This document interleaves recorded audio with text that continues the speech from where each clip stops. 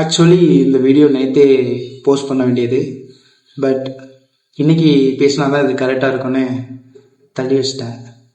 என்ன தான் எனக்கு சின்ன வயசுலேருந்து அமேசிங் ஸ்பைடர்மேன் பிடிச்சாலுமே அந்த செகண்ட் பார்ட்டை மட்டும் ஒரு ரீவாட்ச் போட எனக்கு மனசே வராது. ஏன்னா என்னால் தாங்க முடியாது அந்த கிளைமேக்ஸை பார்த்துட்டு.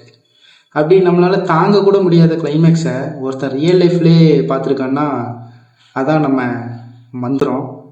ஸோ மந்திரம் எல்லாருக்குமே அவன் ஒரு ஜாலியான டைப்பு, காமெடி பீஸு, ஜோக்கரு அப்படிதான் தெரியும். பட் மந்திரவாதிக்குள்ளேயும் உடஞ்சி போன இதயங்கள் இருக்குது. என்னன்னு தெரில, கடவுள் புண்ணியத்தில் எப்படியோ மந்திரவாதி உயிரோட வாழ்ந்துட்டு இருக்கான். ஆனால் அந்த விஷயத்தெல்லாம் கேட்கும்போது நம்மளாலே ஏற்றுக்கிட முடியாது கைஸ். மந்திரவாதி அப்படியே நிறைய டிரான்ஸ்ஃபர்மேஷன்லாம் பண்ணியிருக்கான்.